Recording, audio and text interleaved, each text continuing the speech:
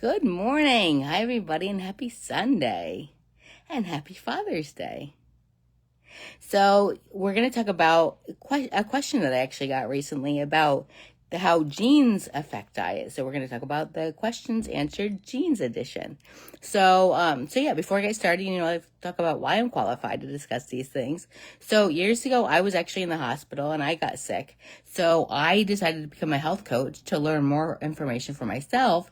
And then it became my mission to hand resources over to other people that, might just want to go from wherever they are with their health to wherever they want to be in a much easier and faster fashion. So yeah, for me, it was a little bit of a gradual learning experience, and I wanted that to be easier. So that's what I'm passionate about now. So that's what I do. So, and I like to share this message with as many people as I possibly can.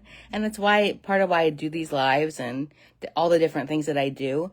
Because I think there are a lot of symptoms and diseases that sideline us from and take away from what we're really passionate about and what we want our lives to really be able to, what we really want to be able to focus on and what we want our lives to be about. And I don't think that has to happen. So yeah, so that's why I want to share this with as many people as possible. And yes, we always talk about there are ways to reverse diseases and symptoms, but if we didn't have to deal with them in the first place, I just think that would be so much cooler. So yeah, so that's why I do what I do. So back to the topic for today, questions answered genes edition. So yeah, so that was a question that I got recently. Don't genes affect diet? And I would say no. That's pretty much a short answer. So genes, I would put them in the same category as blood type diets, and people have talked about that for a long time. All these things that exist allow for different variations and like different ways that we can react to different foods and different, lifestyle factors. But they do not affect our overall dietary pattern that we can follow. And there are ways with diet to actually change the way that our genes express and all different kinds of things like that. And they should never be used as an excuse. So back to the blood type diet example that I gave. I hear that a lot of times that, I eat certain things because that's what my blood type is. And people kind of tend to use that as a crutch to explain why they eat certain things. And that's never the case. I mean, sure, there can be certain, again, certain variations, or we might be prone to certain things because of the way our genes are or because of different things, but that's never an excuse. And you can always do whatever you want, and you're never a victim to those things. It should never be just used as an excuse or as a crutch or anything like that. And it does not affect your overall dietary pattern, whether, different variations, and people have talked about those and a lot of things have been debunked with that. And it's not something that we really have to worry about. So genes, I'm not sure if you know all this, but genes are only, the exact same for identical twins or clones.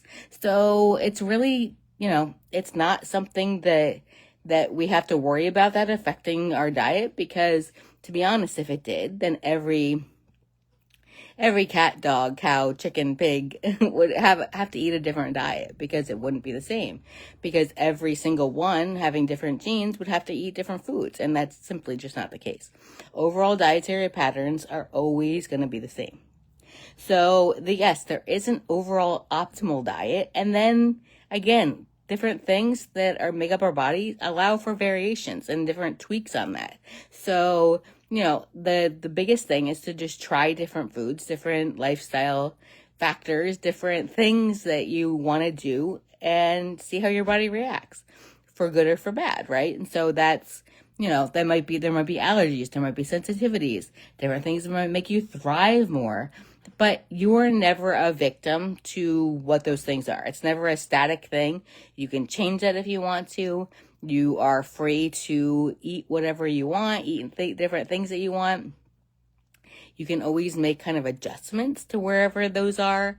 I think a lot of people kind of think that they're kind of in a trap, that they're kind of stuck with whatever, that those things dictate, but you're not.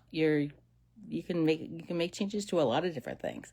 So I definitely encourage you to reach out to somebody like me, like a health coach or somebody else that can help you. It doesn't have to be me, but I definitely encourage you to reach out to people if you are interested in any of this or if you have questions about any of this. So yeah, so just keep that in mind. It's something that genes are different for everyone, and yes, there is still an overall dietary pattern, and that doesn't make us a victim to anything. And our genes, yes, they even while they may make us more prone to certain things, never keep us captive in us being able to do the things we want to do and eat the things we want to eat. So yeah, so I'm on all different social platforms, so you can always reach out to me either personally or through a group. So I will post our Benefits of Eating Plants Facebook group. I definitely encourage you to join that if you haven't already. I also will post my YouTube channel link, and so after I do these lives on Sunday, I post them on my YouTube channel on Wednesday. So check those out. There's years worth of free information and things to just think about, things that that I've talked about in the past. So I definitely encourage you to do that. I also have my the monthly mastermind, the Transition Nutrition in Real Life. So I will post that link also, and I definitely encourage you to join that. And my MailChimp newsletter, the email newsletter that's going out once a month. So if you're interested in getting that, then I will post a link and you can sign up for that as well. But and I always say this every week, whether you're watching this live or on replay, then definitely let me know if you have any questions, if you think I may have missed something, if you have any experience with any of this topic, if there is something that you want me to cover in a future video and you have a question about it, just let me know, whether you comment below this video or you reach out to me privately.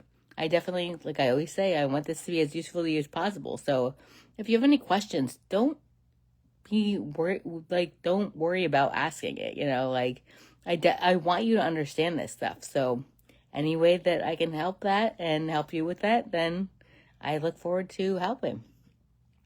But I think that's about it. Let me just check my notes real quick. I think that's about it. I think that's all I wanted to cover. So yeah, so until next week, everybody, have a beautiful and colorful day. Bye.